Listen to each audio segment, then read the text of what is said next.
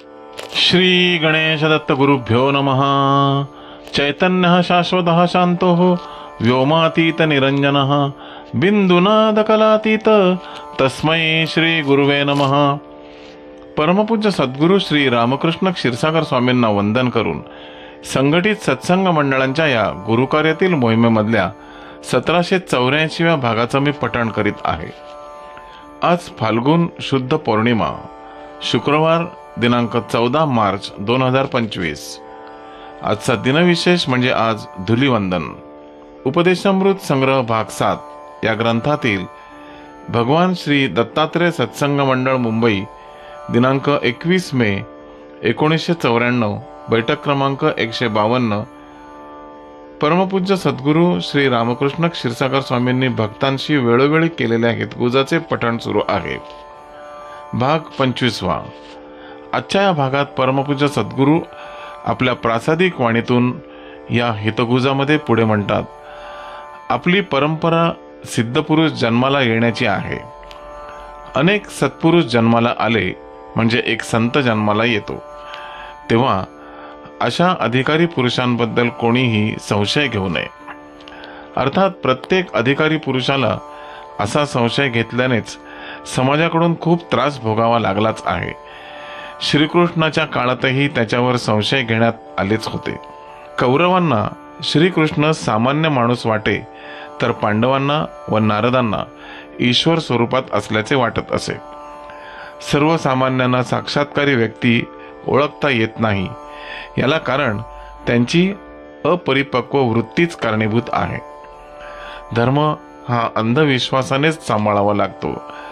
या धर्मात जेवढी धर्मभोळी माणसं जन्माला आली आहेत, तेवढीच ज्ञानीही माणसे जन्माला आली आहेत। पांडुरंगाच्या नावाचा गजर करणारे जेवढे होते, तेवढेच त्याचे ध्यान करणारे लोकही होतेच।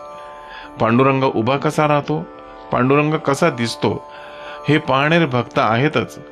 आजपर्यंत ज्यांनी ईश्वराला जाणलं आहे, त्यांनी कधीही नास्तिक दृष्टी दाखवलेली नाही। अनादी काळापासून या भूमीवर महापुरुष सत्पुरुष जन्माला येत आहेत व पुढील काळातही ते येतच राहणार आहेत। सर्वसामान्यांना त्यांना ओळखता येत नाही। अतीव पक्व चित्ताय असेल तरच एखाद्याला ते शक्य होते। परंतु कोणाचा अहंकार तर कोणाचा पैसा आडवा येतो व त्यामुळे अशा खोट्या स्वतःबद्दलच्या अवाजवी आत्मविश्वासाने माणसं या चरणांच्या जवळ येण्याच्या बदली उलट लांब फेकली जातात। मनुष्य देहाच्या प्रत्येक अवयवाचे जसे वैशिष्ट्य आहे, तसेच भगवंताच्या आजपर्यंत झालेल्या 10ही अवतारांची प्रत्येकाची त्या त्या कालानुरूप वैशिष्ट्य होतीच। नृसिंहाच्या अवताराचे वैशिष्ट्य म्हणजे भगवंताचा तो अवतार काही क्षणांपुरताच होता।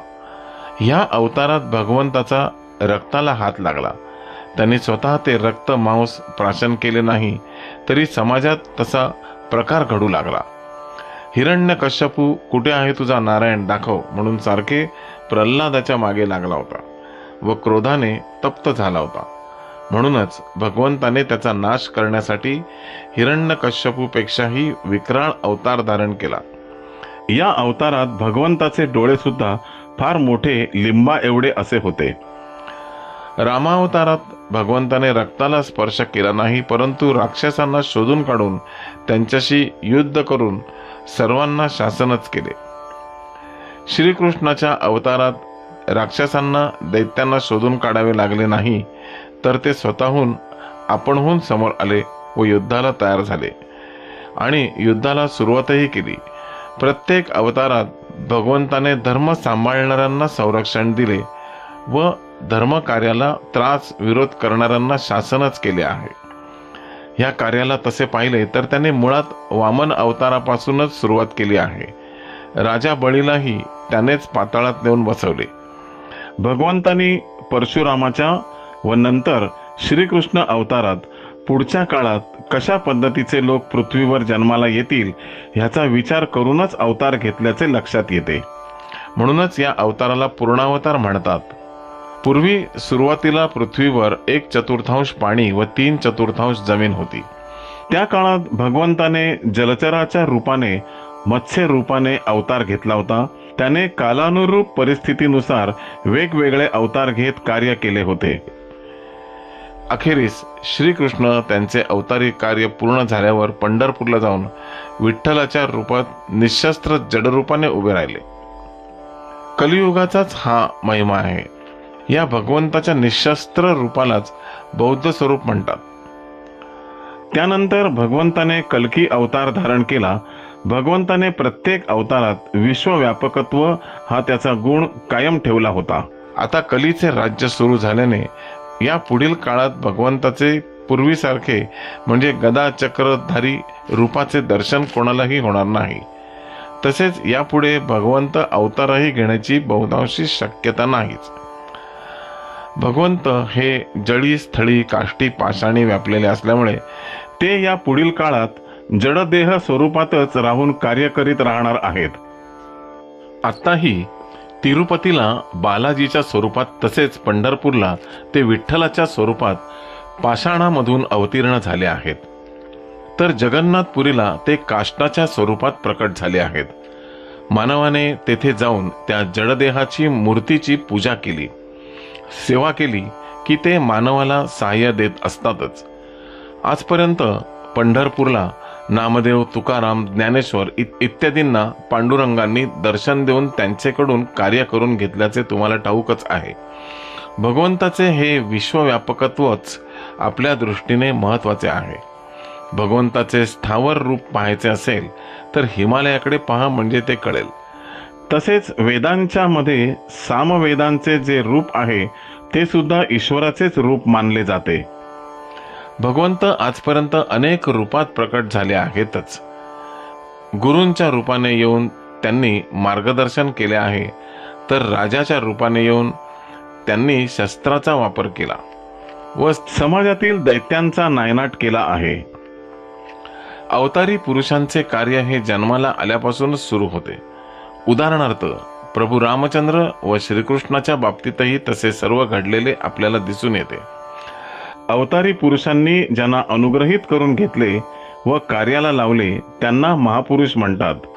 महापुरुषांच्या अनुग्रहाने जे तयार झाले त्यांना सत्पुरुष म्हणतात.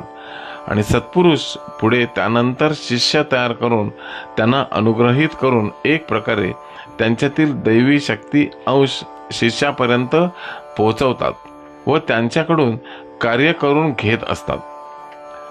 हल्लीच्या या कलियुगात अवतारी पुरुषांकडून अनुग्रह प्राप्त झालेले महापुरुष क्वचितच दिसतात. चैतन्य महाप्रभू, तुकाराम, ज्ञानेश्वर, नामदेव, रामकृष्ण परमहंस हे सर्व त्यापैकीच होते. म्हणूनच त्यांना महापुरुष म्हणतात. अशा व्यक्तींना भगवंताची साक्ष लाभलेली असते. ही साक्ष म्हणजे जणू काही त्यांचे एक प्रकारचे ओळखपत्र असते. त्यावरून त्यांचे श्रेष्ठत्व सिद्ध होत असते.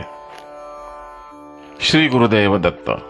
गुरुबंधू आणि भगिनींनो, आजचे हे पठण परमपूज्य सद्गुरूंच्या चरणी सादर अर्पण.